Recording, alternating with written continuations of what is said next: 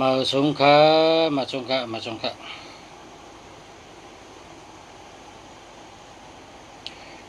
มาสงฆ์พ่อแม่พี่น้องเขากูก็กูก้นการมาสงฆ์มาในวันที่7/8/2018กันเนาะวันแองกะวันอังคารนะครับเนาะ มาสงฆ์ฮบทบข้าเฮาสะคูเมืองดีอยู่เมืองเกียงใหม่ออกมาลาดต่อพ่อแม่พี่น้องเขาตีหักและนับถือกูก็กูก้นค่ะแต่ก็ตั้งเซงพ่อแม่พี่น้องตั้งกำผาค่ะเนาะพอมีพี่น้องตั้งกำผาอันทอมเขาสะกุเมืองดีรัดกูก็กูก้นค่ะมาสงฆ์ ออกมาลัดลองโตนับค่ะลองโตนับเอามาเจ้าเป็นพรดีเฮาเป็นสัตเทลงเฮามักเฮามีจอมโตนับปอหู้ตีป่องโตนับเอาโตนับในมาเป็นโคสองดีเอาโตนับในมาเป็นอาจุนดีเอาตัวนับในมาเป็นเครื่องกำจอยโกนเฮาปลายเฮ็ดปลายสร้างปลายหลัดปลายจ๋าปลายการงานกูเมลเด็กขึ้นอย่างมาชงแลดเพอขันไว้ค่ะมาชงค่ะเมื่อเร็วพี่น้องถามมาแล้วค่ะแต่ได้ด้วยปันพอมีพี่น้องอันถามมาก่อนค่ะเนาะ กำก้อยอุบต่อค่ะเนาะด้วยปันพอมีพี่น้องอันถามมาก่อนค่ะมาสงค่ะ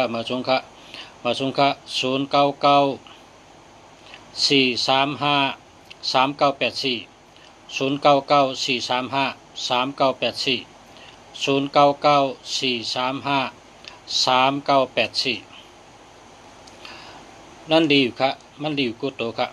ก้อยกะ884ทั้ง48ในเป็นต้องเจ็บเป็นต้องแกนเป็นห้องเขาเจ็บเป็นห้องเขาเจ็บเป็นอาจารย์เองเป็นชายเจ็บเป็นห้องเขาเจ็บนะครับเพราะว่าเนื้อหมายพงเนื้อหมายจักรัดชูเจ้ามี8448เมื่อไหนไลสติลองตัดเป็นห้องเขาเจ็บนะครับข้ามาสงค่ะด้วยทางกล้องค่ะเนาะมาทางกล้องค่ะ0946424793 0946424793 อันนี้ได้ดีค่ะนะดีกุโตกะ93ในป้องตกตั้งปลายจังไหนก็เป็นคนเจอไว้เป็นคนซบไว้เป็นคนตัดสินเจอไว้นะพวก9339อยู่ตั้งปลายเนี่ยเป็นคนตัดสินเจอไว้เป็นคนเจอไว้ซบไว้นั่นค่ะเนาะ มาสุงค่ะจากกุมเมืองดีค่ะมาสุงค่ะ0942934964อันนี้ดีค่ะ0942934964อันนี้ดีค่ะอันดีค่ะนะ0969835642นะ0969835642นี่ก็ดีค่ะ0969835642อันนี้ดีเด็ดๆค่ะเนาะดีเด็ดๆค่ะดีกุโตค่ะนี่แต่ดีกุโตค่ะเนาะก็เจอเลยค่ะอย่า8338นี่ก็พอเป็นคนใจในใกล้กดเมเปิลนะกดเมเปิล เกาเมเปิลกดเมเปิลว่าจังนั้นค่ะเนาะพอเป็นการเงินก็ชำหลุดตั้งตื้อตั้งหลุดตั้งก็เพราะฉะนั้นได้สติลองอนุสาวาในแค่เนาะได้สติลองอนุสารัตเนี่ยก็กะโกนเฮาในหรือมีศีลมีธรรมนะหรือมีศีลหาเพราะว่ามีศีลมีธรรมบ่ได้เด้เผาใจก็ได้แค่นะหรืออะไรเพราะใจ8338เนี่ยหรือมีศีลมีธรรมนะเพราะศีลธรรมเพราะศีลหามันหนูได้ก็ดีกว่ากับหรือได้ศีลมันค่ะศีลธรรมศีลหาศีลให้มันค่ะนะเอาค่ะมาสูงค่ะ0628833884ค่ะเนาะอันได้กองดีกุโตค่ะ8338ก็จังว่านั่นน่ะให้เป็นคนมีศีลห้าเนาะอย่าไปกดเมเปิลอย่าไปกดโพเปิลเนาะ8448นี่ก็ได้สติตั้งเป็นห้องเขาเจ็บนี่ก็ได้สติค่ะเนาะสติตั้งใจตั้งสติค่ะเนาะเอาค่ะมาสูงค่ะ0626481090นะ0626481090อันนี้มันดีค่ะ 8118อันนี้ก็ดี1001ก็ดีเพราะฉะนั้นได้อันนี้ได้มันดีค่ะเราเอา8ให้ค่ะอย่าไปใจกันค่ะเนาะ0626481090ได้อย่าไปใจค่ะเนาะเอา8ให้นะ0943654796เนาะ0943654796 0943654796อันนี้ดีค่ะดีค่ะ0627845456 0627845456นะ0627845456มันรู้ที่27เถอะ2772ในมันมีเงินค่ะหนามผ่านเงิน2772ในผ่านเงินมันมีเงินค่ะ0836652486ค่ะ0836652486นะพอมี8448ในก็เลยสติลองต้องแก้นฮะก็ดีค่ะเจ้าเลยค่ะเนาะเพราะว่าดูแลตัวเก่าดูล้อมลุ่มลาตัวเก่าว่าพอ8448ในได้สติตั้งเป็นต้องเจ็บต้องแก้นว่าในก็สตินะ062951744744อันนี้เดียวค่ะดีเต้ๆค่ะ0949917963อันนี้ก็ดีค่ะดีกุตัวค่ะ0942927594อันนี้มันมี27นะ2772อันนี้ผ่านเงินค่ะ2772ในผ่านเงินค่ะ0834362013นะอันนี้ได้มันดี2002ก็มันดี0110อันนี้ก็มันดี1331ก็มันดีเนาะเอา8ให้เนาะมาสุงคาย้อนภาษาลัดปันเบิดอันในพังคานอนะ0906280225นะอันนี้มันดีค่ะมันมี0660อันนี้ก็มันดี20220ก็มันดี0880ก็มันดีค่ะอันนี้8ให้หน่อยอย่าไปใจเนาะมันดีค่ะ0629517454อันนี้ดีค่ะ0634611557อันนี้ก็ดีค่ะ0998756649อันนี้ก็ดีค่ะ0943286852อันนี้ก็ดีค่ะ0949853959อันนี้ก็ดีค่ะ0987862629อันนี้ก็ดีค่ะ09993387นะอันนี้มี37นะ3773เนี่ยมันดีอย่าไปใจ3773เนี่ยจังยากาผ่าโลดผ่าก็ตั้งแล้วก็เปิ้นอ่ำฮักเปิ้นไอ้รู้นะเปิ้นจังนะ3773เนี่ยอย่าไปเอานะเอา8ให้นะ0624093885เนาะอันนี้มันมี0ในกลางค่ะพอมี0ในกลางได้มันดีกะเนาะ0ให้มีตัวเดียวก็ให้พอดีนะ0991436616อันนี้ก็ดีกะดีกูตัว0695174554อันนี้ดีค่ะ0987713523นะอันนี้มันดี713นี่มันดีเอา8ให้0993705568อันนี้มันมี37นะ3773เนี่ยเอา8ให้เนาะอย่าไปใจ7007ก็มันดีเอา8ให้อย่าไปใจแทงอันครับ0949756832อันนี้ดีค่ะ0628689589อันนี้ดีค่ะเนาะดีค่ะ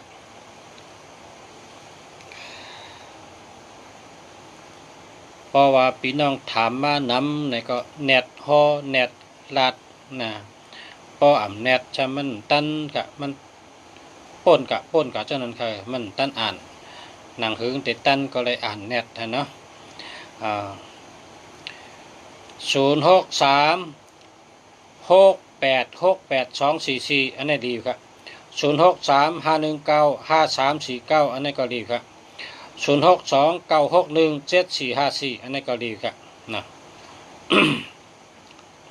มันก็ถาม2-3กำมันตันถ่อมมือลุงสาลัดเนาะก็เลยถาม2-3รอบเนาะ 2-3 รอบมาสุงคาลาวคำเซนวีนะมาสุงคา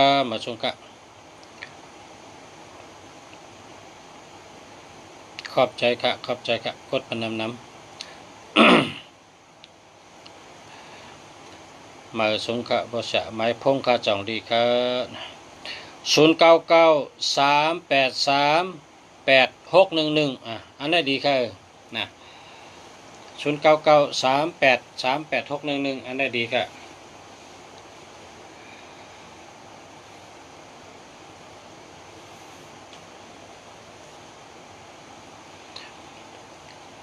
0994528847อันนี้ก็ดีค่ะเนาะดีค่ะเนี่ยมาสุงคา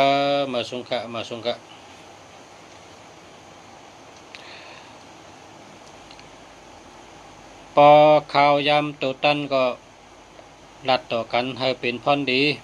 อุบกันให้เป็นพ่องดีนะอุบกันรัดต่อกันให้เป็นพ่อนดีเฮ็ดให้มีพ่อนดีกูขิงกูยำนะข้าวยำมีกาขันปอป่นกว่าจะเอาขึ้นแล้วเนาะมือมันมีข้าวยำในเน็ตเทศนะ0994937579อันนี้มันมี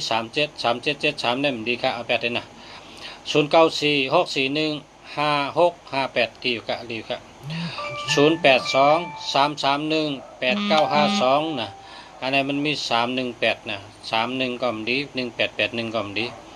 0883177746นะมันมี313113เนี่ยมันดี0837643288นะมันมี37นะ3773เนี่ยมันดีค่ะนะเอา8ให้เนาะ0888317746อันนี้เลยกะจะเลยกะเนาะใกล้กะพอมี3113ในเป็นวัดโตซ่าใหญ่เจอปิดเจอแก้มจะลำไงนะครับวะเนาะพอป้อมเกียรก็เอา8ให้นะ3113ในเป็นวันนั้นนะโตซ่าใหญ่เจอปิดเจอแก้มจะลำไงนะ0624093885นะอันนี้มันดีค่ะเพราะว่าหมายพงดีในศูนย์แต่ไรมีตัวเร็วแกอันนี้ได้มันดีค่ะเนาะมันดีค่ะ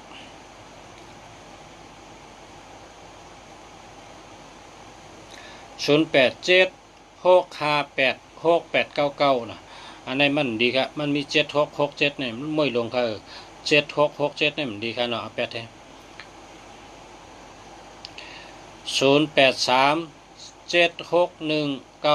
0837619999อันนี้ก็มันดี7667เอา8ให้0833761788นี่ก็ดีทั้ง2อันเอา8ทั้ง2อันกะ3773ก็ดี7667ก็ดีเอา8เลยนะอย่าไปเจอละราคานะอย่าไปเจอละเอา8เลยละดี09946165 8นี่ก็ดีครับ0835793341อันนี้ดี0876586899อันนี้ก็ดี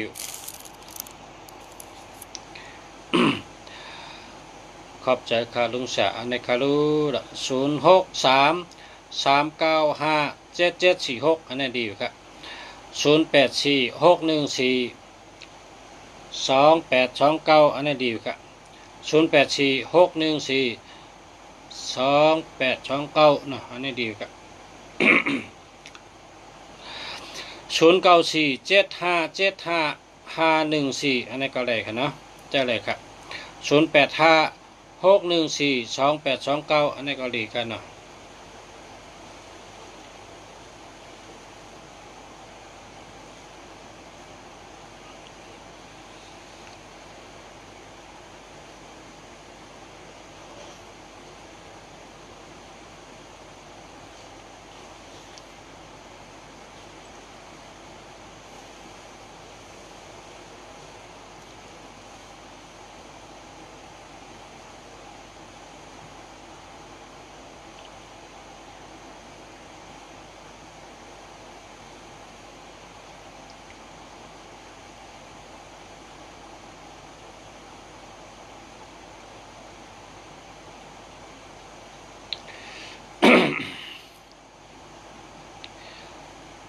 097994 9297 403นะอันนี้มันมี403เนี่ยเต็มดีเนี่ยนะเอาแปดให้หาใหม่กันเนาะ0626417442อันนี้ดีค่ะ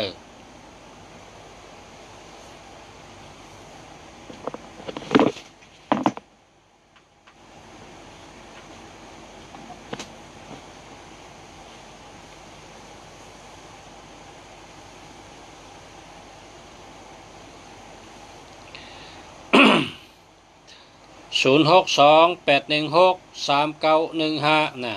1881ในญาเป็ดญาแหลนมันดีครับนะมันดี0846142829อันนี้ดีครับดีเต๊ะครับ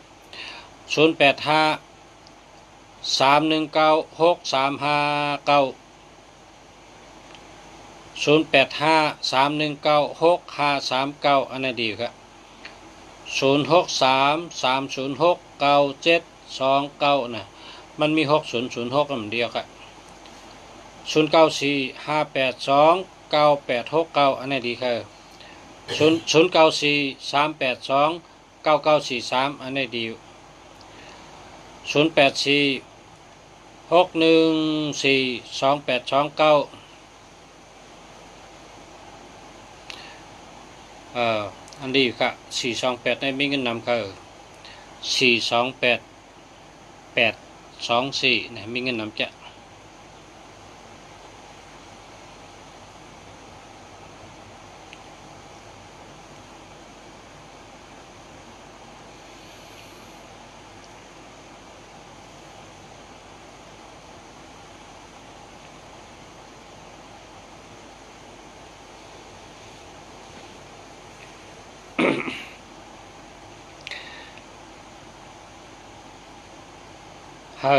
พ่อแม่พี่น้องเขาเล็บเห็นน้ำหาตั้งหูน้ำหมอลาดนะหมอลาดหมอจ๋าก็เปิดนั่นแหละพอมีหมายพงดีมังก็ในนั่งอยู่ที่เฮือนก็ได้เงินทั้งวันเปิ้นเอาพงเนี่ยนะกับสืบตีเงี้ยวตีลัดต่อก้องเอาลัดต่อก้องเนี่ยหมอลัดหมอจ๋าหมออุบหมอลัดเปิ้นเนี่ยนะกุศลดีหาเล่งเจอนะหาเล่งเจอหาเล่งได้ดีงามค่ะเพราะว่าคนมีหมายพงดีเนี่ยเงินเขากูวันอ่ะนะเงินใดกูวันเงินเขากูวันพองเขามาของมาอยู่จำเฮาเงินในบัญชีเฮานั้นยอดโตขึ้นกูวันอ่ะเปิดห้องว่าต่อยอดนะต่อยอดนะเงินในบัญชีนั่นต่อยอดขึ้นมากูวันอ่ะเนาะ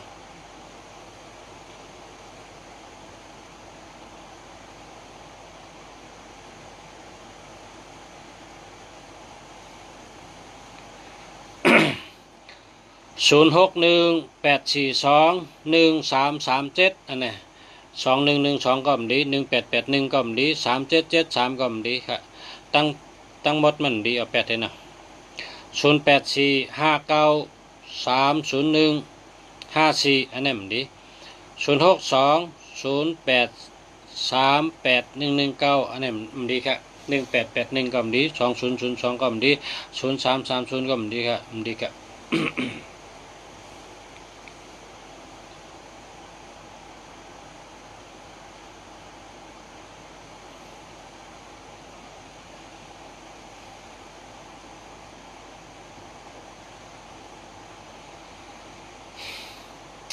0992474122อันนี้ก็เจออะไรครับเนาะเจออะไรครับเดียวครับ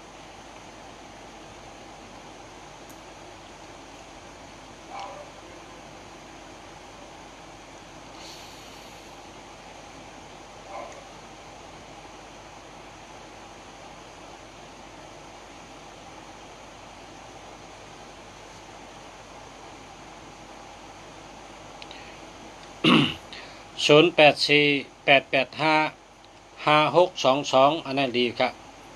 ดีครับก็กาพอมี8448นี่ก็ไลสัตตี้ตั้งเป็น6เขาเจ็บ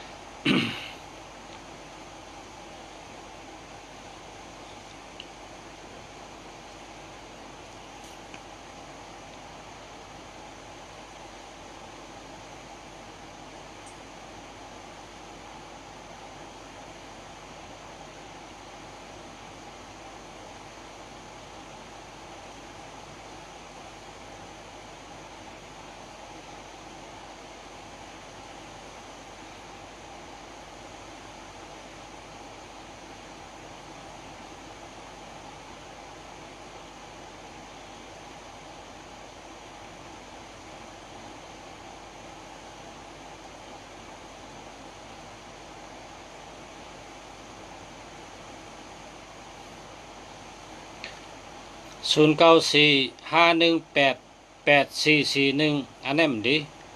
1881นั่นมันดีเอา8ให้ไรไปเจอ0948578499อันนี้เจออะไรครับเจอแล้ว0949853959อันนี้ดีครับ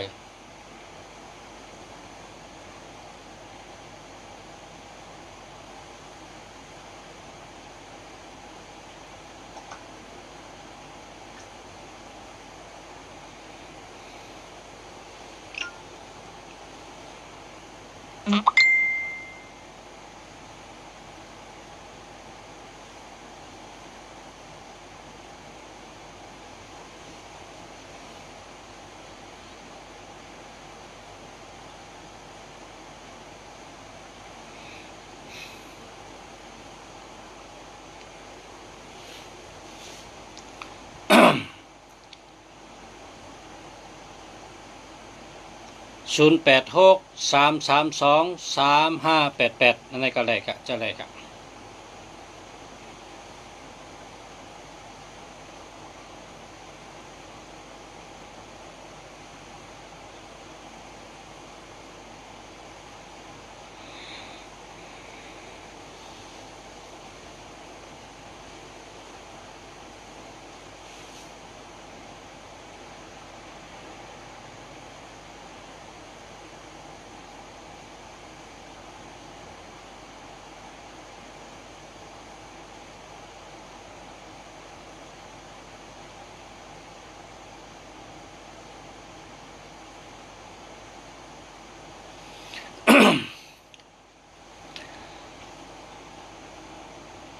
มาสุงค่าภาษาค่ามาสุงค่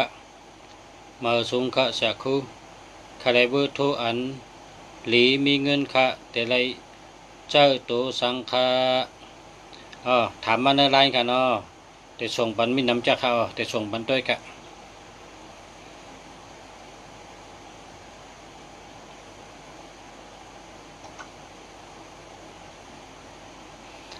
ย้อนถามค่ะ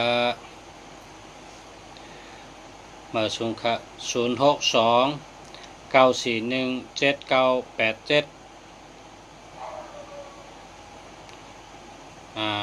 เบอร์โทรในจ่องดีค่ะดีเข้า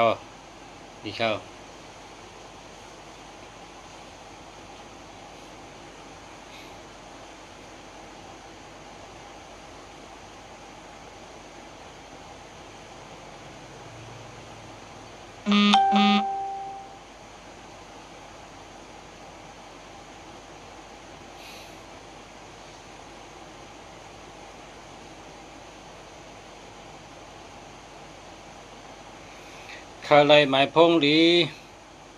อันมีเงินคำและอันมีตั้งหักดีนะไรก็ข้าไรหมายพงอันมีเงินนำอันนี้ก็ไรก็ข้าไรหมายพงเฮาอยู่ดีกินหวานอันนี้ก็ไรก็เอาอะไรพี่น้องข้าไรก็มาเอาอะไรใครลุงเสียอยู่ที่วัดอยู่หิมวัดอยู่จำวัดป่าเป้านะอยู่จำวัดป่าเป้าเกียงใหม่ครับมีไลน์เต็มเบอร์โทรภาษานั่นแหละเต็มเบอร์โทรก็ไล่ขึ้นครับ0987896914 0987896914ครับ 0987896914ขึ้นกำเดียวค่ะแต้มชื่อว่าปอชาในก็ขึ้นกำเดียวค่ะนะปอชาในก็ขึ้นเอาค่ะนะ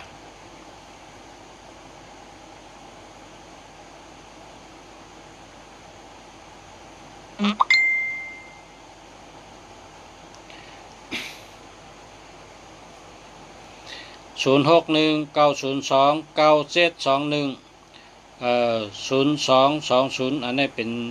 เนื้องอกเป็นยอกะเนื้อต้องเนื้อปุ่มยาก็เงินโหนะ0220นี่มันดี2772อันนี้ผ่านเงินนะ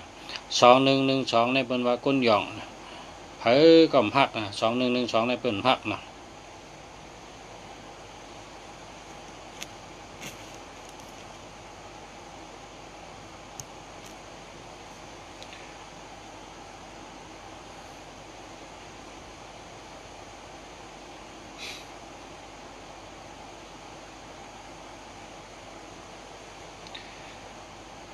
0882277114นะจองดีค่ะนะ2772ในมันมีเงินค่ะ2772มันมีเงินค่ะมันมีเงินค่ะนะนางแสงจริงเบอร์โทรศัพท์นะ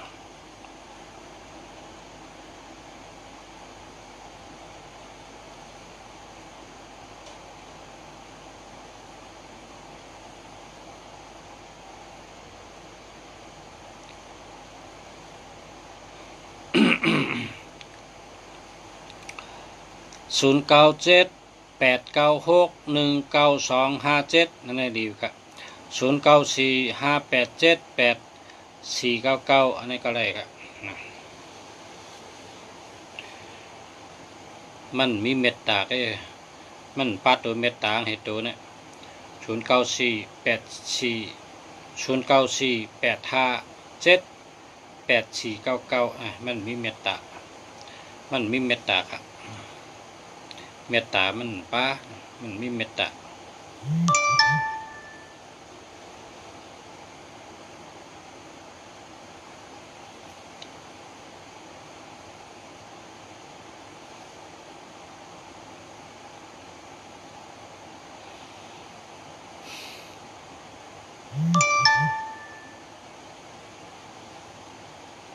อะไรหมายพงอันมีเงินได้เข้ามาค่ะ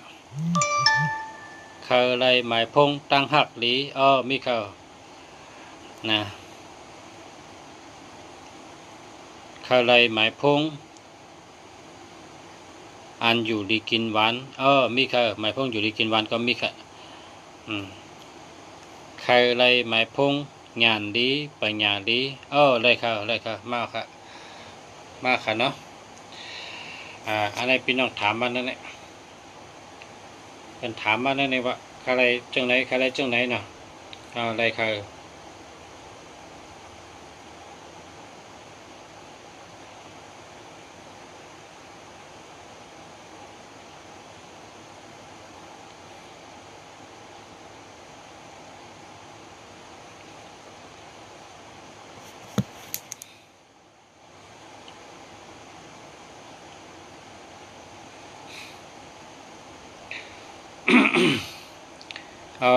พอมีพี่น้องเขา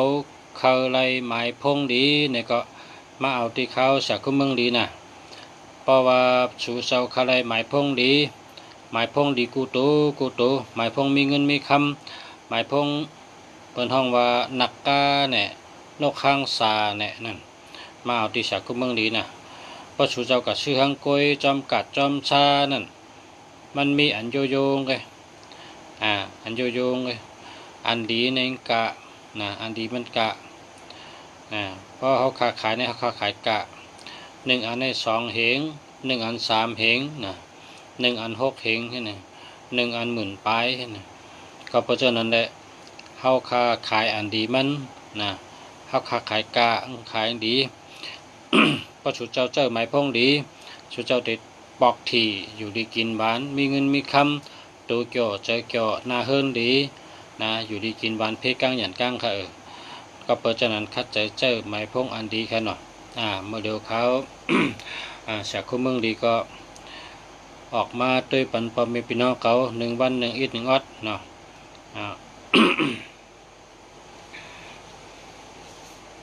เพราะว่าตัวตั้นเนี่ยก็จะออกมาด้วยปันกูวันอยู่เนาะ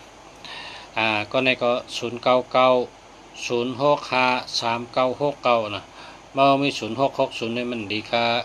0660เนี่ยมันดีค่าไรหมายพง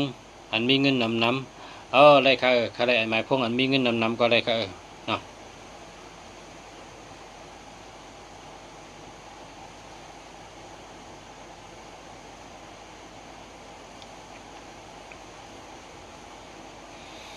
0943325824อันนี้ดีค่ะ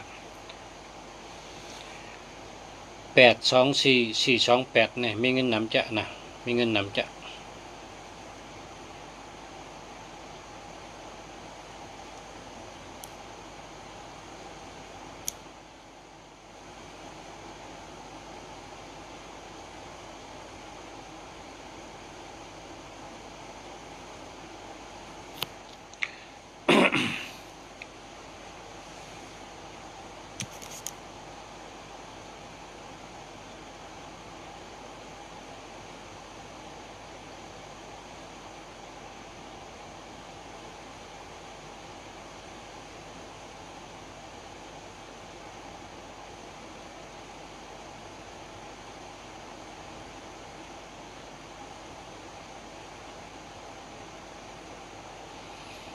ค่าไรหมายพงดีก็มาค่ะลุงเสือเมืองดีขายหมายพงค่ะ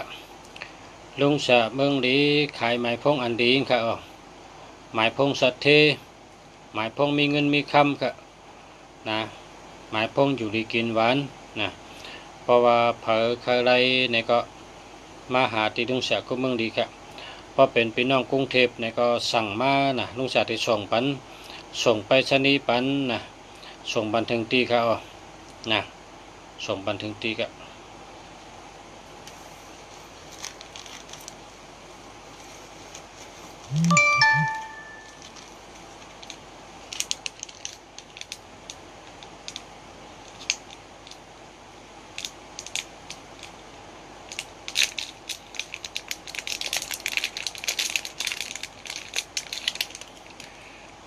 ข่าวดีค่ะ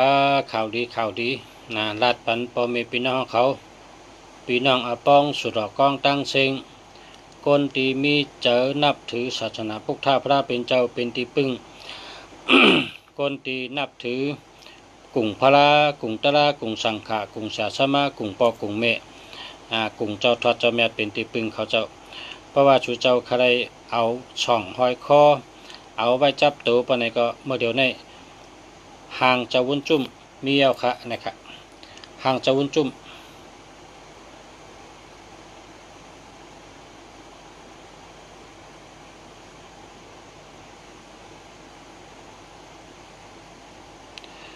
ห่างเจ้าปอสินธรรมกุบาวุ้นจุ่มค่ะห่างเจ้าปอสินธรรมกุบาวุ้นจุ่มค่ะเนี่ย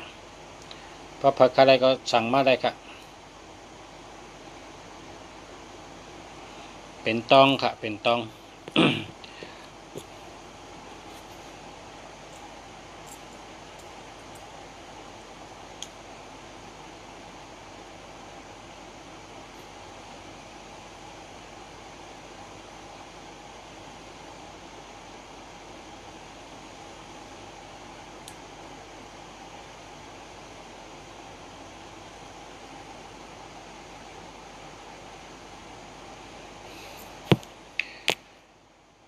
พอใครหมายพงอันดีเนี่ยก็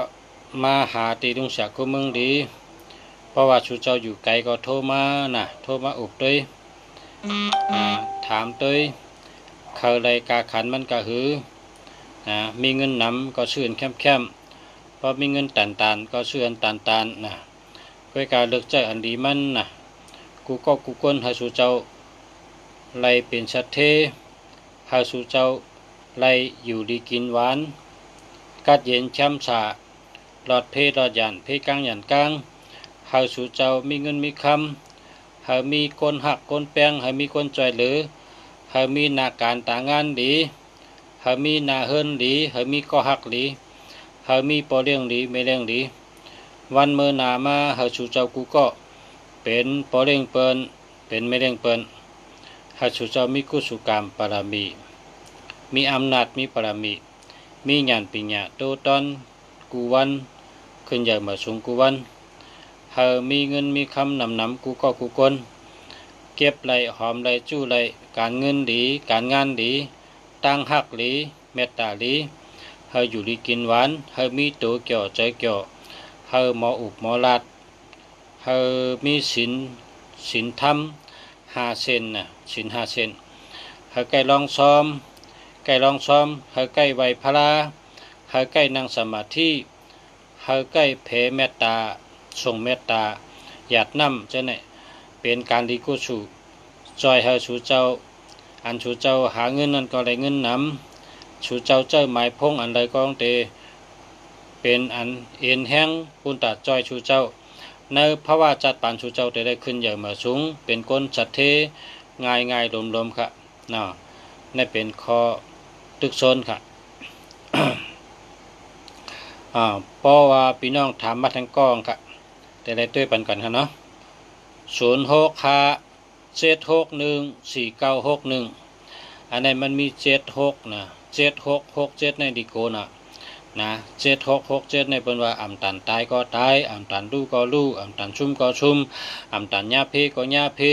ผมเมมตันแปดกันก็แปดกันอำตันผาดกันก็ผาดกันรู้แล้วกว่าก็ตีก็ตั้งการมากมีก็รู้แล้วก็เพราะฉะนั้นแหละ6776ในมันดีนะครับว่าเนาะอย่าไปใจเขาเนาะในหมายพงในเฮามีศูนย์ตัวเดียวก็เพราะว่าอันดีเต้ได้ศูนย์แต่ได้มีตัวเดียวก็นะ1221ตั้งหักนี้1331เจอปิดเจอแก้มต่อใช่ใหญ่เนาะเจอไม่เจอจะทำไงเนาะ2772ผ่านเงินนะ3773ญากาผ่ารถผ่าญาเพญาไพ่น้ำหนักเพน้ำหนักทุกข้านะเปิ้นหักเปิ้นรู้นะ3773ในญาเพน้ำนะ1881ญา8ญาแหลนนะ6776เป็นมวยหลงนะอีหังก็เสียงหมด6776ในดีโกนะก็เพราะฉะนั้นอย่าไปใจกันเนาะเอาค่ะเลิกอันดีมันใจค่ะป้องดีก็ใจป้อมดีก็อย่าไปใจป้อมดีก็แปดแถวก็หาใหม่ค่ะเนาะหาใหม่0949346354อันนี้เลยค่ะ0828877786อันนี้เลยค่ะ0633578284นะเพราะคนที่มี84ในได้สติต้องเจ็บต้องแก้นค่ะเนาะก็นั่นค่ะ ได้สติต้องเจ็บต้องแก้นค่ะแล้วก็พอเปิ้นเจอกำปันอามาขำปันอย่าไปกำเปิ้นอย่าไปอามาขำเปิ้นนะ8448นะอย่าไปอามาขำปันเปิ้นแล้วล่ะเพราะว่าอามาขำปันเปิ้นนี่ก็กำเปิ้นแดนเปิ้นเก่าเนาะ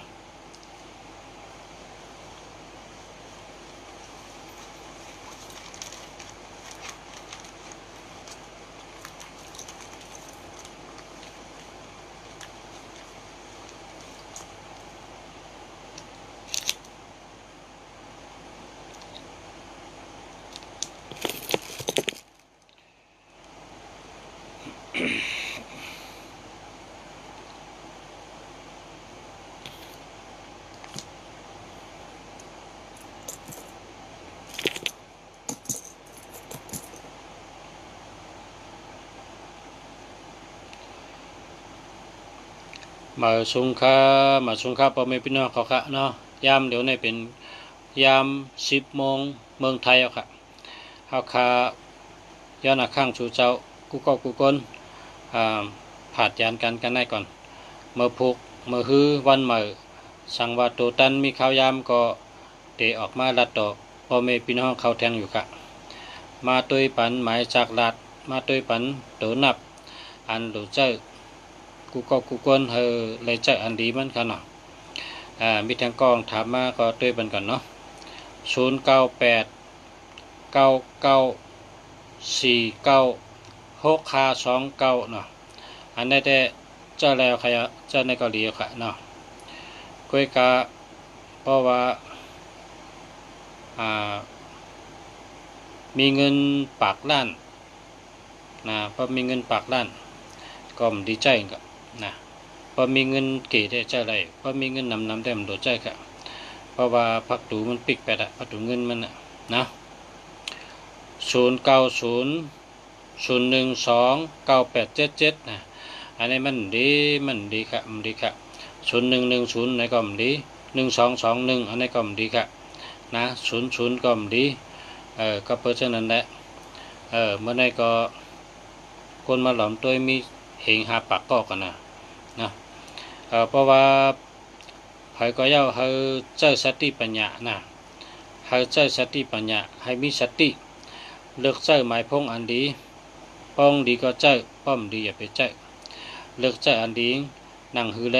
เพราะว่าจัดปานเจ้าเก่าได้ขึ้นอย่างเหมือสูงได้มักมีได้เป็นชัดเทนั่นอยู่ที่เจ้าเก่าเฮ็ดเอาก้อยก็เร็วค่ะนะตัวเจ้าเก่านี่แหละให้ใหญ่เลยเพิ่นตัวเจ้าเก่าเฮ็ดเฮาเป็นมาจังหือก็อยู่ที่ตัวเจ้าเก่านั่นน่ะเพราะเจ้าเก่าเขาเป็นชัดเทนี่ก็เฮาตัวนับหมายพงเจ้าเก่าเขาเป็นตัวมีเงินค่ะนะตัวนับหมายพงเจ้าเก่านี่เฮาเป็นตัวมีเงินค่ะพอมีเงินก็เจ้าพอมีเงินก็อย่าไปเจ้าเพราะว่าตัวมีเงินป้านำในกองเจ้ามีค่ะเพราะตัวมีเงินป้าเก๋ในกองได้เงินเก๋นะตัวมีเงินมันเป็นกู้ไว้ค่ะมาทั้ง2ก็ค่ะ0931631983นะมี1331อันนี้มันดีค่ะเนาะ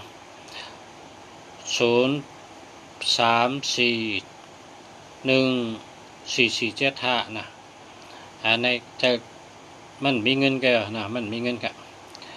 0628957566อันนี้ก็เจ้าเลยค่ะเนาะ0634414475อันนี้ได้มันมีเงินค่ะเนาะมันมีเงินค่ะเฮาขาย้อนชูเฮาสู่เจ้าเป็นคนรักแหลมเป็นคนแรดเป็นคนมีสติปัญญาเฮาเลือกเจ้าตัวนับอันมีเงินค่ะเลือกเจ้าตัวนับอันดีเลือกเจ้าตัวนับอันรอดเพนะเลือกเจ้าตัวมีเงินมันพอสู่เจ้าตัวมีเงินในภายในข้าวตัง3เดือน6เดือนสู่เจ้าหานาจูงกำเดียวเนาะหานาจูงกำเดียวค่ะนะอามาขำค่ะเนี่ยพอสู่เจ้าอันดีเนี่ยนะ0626341686อันนี้ดีค่ะ168ในเมืองเขเขาเกียกนะเมืองเขใน1ปังว่าเป็นที่6ปังว่าง่ายกูเมียว8ปังว่าสัตเทเนี่ยว่าเมืองเขในเขาเกียก168ในเมืองเขเกียกให้เพิ่นน่ะ1688นะพอเป็นเมืองไทย8789 8289ในเมืองไทยเกียกนะพอเป็นเมืองสิงคโปร์พอเป็นเมืองแก่ปาน1771เขาเกียกให้เปิ้นเหตุการณ์ก้านะแนวเขาว่าเหตุการณ์แคมป์น่ะเหตุการณ์สังก็แคมป์กูเมียวดีกูเมียวเป็นคนเหตุการณ์เฮ็ดที่เฮ็ดวะนะพอปอเล็งดูเหตุการณ์ทางกองเฮ็ดถึงตีเฮ็ดแคมป์กำเดียวนะก็เพราะฉะนั้นในเมืองสิงคโปร์ทั้งเมืองแก่ปานให้เขาเจอ1771ในแคมป์ในเปิ้นเนาะพอเป็นเมืองไทยมาเก่าแคมป์ให้เปิ้นในก็ว่า8789ในก็แคมป์8289ในก็แคมป์กาหาเนาะเพราะพี่น้องใต้เขาได้5ปันตก6ปันขึ้นนี่เนาะใต้เขาได้เกี่ยว6นะ61นำ1ดีอ่ะพี่น้องใต้เขา61นำ1ดีครับ0993565686 0993565689 0993565689นะอันนี้ดีครับนะอันนี้ดีเต้ๆใครเจ้าในก็แล้วกันเนาะเอาค่ะมาส่งค่ะ